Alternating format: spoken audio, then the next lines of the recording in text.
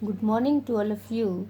Class 7th, subject Social Study, Chapter 2nd, Role of the Government in Health.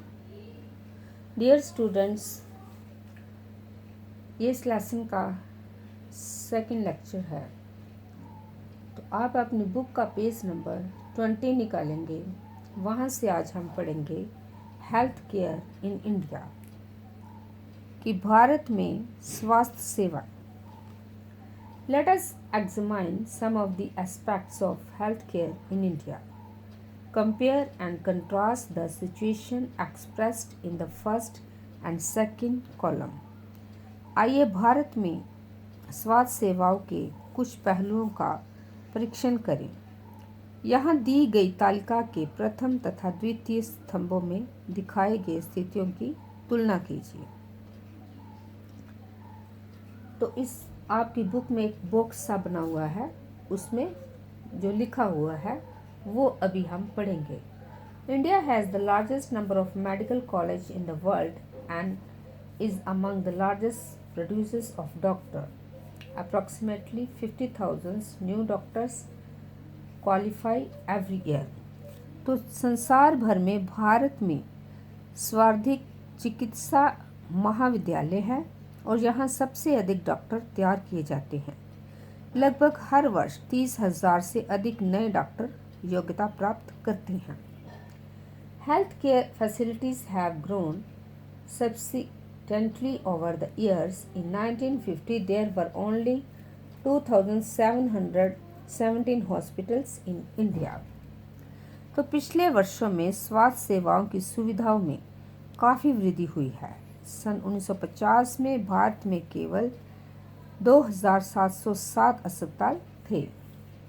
In 1991, there were 11,174 hospitals and 2000s. In 2000s, the number grew in 18,218. तो सन 1951 में 11,174 अस्पताल थे और सन 2000 में 18,218 थे। India gets large number of medical tourists from many countries. They came for treatment in some of the hospitals in India that compare with the best in the world. Bharat में विदेशों से बहुत बड़ी संख्या में इलाज कराने हेतु चिकित्सा पर्यटन आते हैं।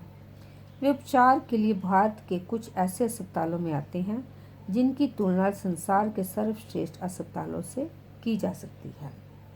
India is the third largest producer of medicines in the world and is also a large exporter of medicines. तो भारत विश्व का दवाइयाँ निर्मित करने वाला तीसरा बड़ा देश है और यहाँ से भारी मात्रा में दवाइयों का निर्यात होता है। Most doctors settles in urban areas. People in rural areas have to travel long distance to reach a doctor. The number of doctors with respect to the population is much less in rural areas. Bharat में अधिकांश doctor शहरी क्षेत्रों में बसते हैं। ग्राम वासियों को doctor तक पहुंचने के लिए लंबी दूरी तय करनी पड़ती है। ग्रामीण क्षेत्रों में जनसंख्या के मुकाबले डॉक्टरों की संख्या काफ़ी कम है। Above 5 lakhs people die from tuberculosis every year. This number is almost unchanged since independence. Almost 2 million cases of malaria are reported every year and this number is not decreasing. Bharat में करीब 5 लाख लोग प्रतिवर्ष तपेदिक टीबी से मर जाते हैं। स्वतंत्रता प्राप्ति से अब तक इस संख्या में कोई परिवर्तन नहीं हुआ है। हर वर्ष मलेरिया के लगभग 20 लाख मामलों की रिपोर्ट प्राप्त होती है। यह संख्या कम नहीं हो रही है। We are not able to provide clean drinking water to all. 21% of all communicable diseases are waterborne. For example diarrhoea, worms, hepatitis etcetera. हम सबको पीने का स्वच्छ जल उपलब्ध नहीं करा पा रहे हैं। संचारणीय बीमारियां पानी के द्वारा एक से दूसरे को लगती है। इन बीमारियों में से 21% जलजनित होती है, जैसे हैजा, पेट के कीड़े और हेपेटाइटिस।